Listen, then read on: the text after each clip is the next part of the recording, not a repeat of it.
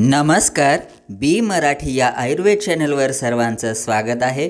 फक्त 1 चमचा हा पदार्थ घ्या. सर्दी, खोकला किंवा छातीमध्ये जमा होणारा कफ हा पटकन निघून जाईल. आराम त्वरित मिळेल. बघा, वातावरणामध्ये थोडा जरी बदल झाला की पटकन सर्दी खोकला होतो. खोकला लागल्यावर अधेमध्ये घशाचा संसर्गसुद्धा डोकं वर काढतो. त्यामुळं घसा खवखवण्याचा त्रास सुरू होतो. घसा प्रचंड प्रमाणामध्ये दुखायला लागतो. लहान मुलं असतील किंवा वृद्ध व्यक्ती असतील, दोघांनासुद्धा याचा त्रास होत असतो. प्रतिकारशक्ती चांगली नसेल अशा वेळी तर खूपच त्रास होतो. बऱ्याच वेळा छातीमध्ये कफ तयार होतो, ज्यामुळं खोकल्याची उबळ ही सतत सुरू राहते. सायंकाळी, रात्रीच्या वेळी तर अनेकांना खोकला झोपू देत नाही. अशा वेळी आपल्याला बरं करण्यासाठी हा जो उपाय आहे तो रामबाण ठरतो. खोकला, कफ कितीही जुना असू द्या, तो जर बाहेर काढायचा असेल तर तुम्हाला हा पदार्थ खूप उपयोगी ठरणार आहे. हा उपाय कसा करायचा आहे यासाठी फक्त हा व्हिडिओ तुम्ही शेवटपर्यंत बघा. आणि चॅनलवर नवीन असाल तर चॅनलला आत्ता लगेच सबस्क्राईब करून समोरच्या बेलवर क्लिक करून ऑल नोटिफिकेशन हा पर्याय निवडायला सुद्धा विसरू नका. बघा, पहिला पदार्थ लागणार आहे अद्रक, ज्याला आलं म्हणून सुद्धा बरेच जण ओळखतात.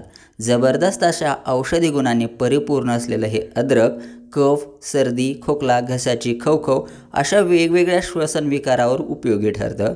याचा वापर जर योग्य प्रकारे केला तरच पटकन आपल्याला रिझल्ट मिळतात.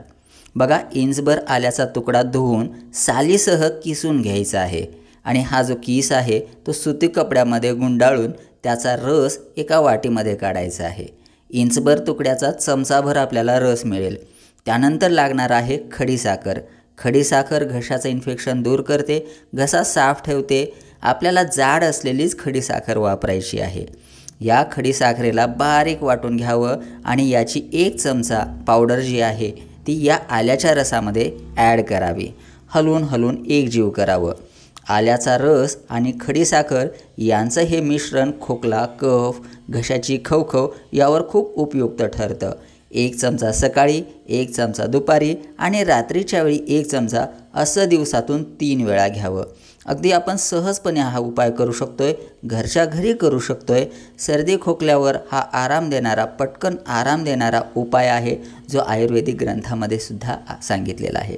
हा उपाय कसा वाटला कमेंट करून आवर्जून कळवा आणि हा व्हिडिओ जास्तीत जास्त लोकांपर्यंत शेअर करायला विसरू नका. धन्यवाद.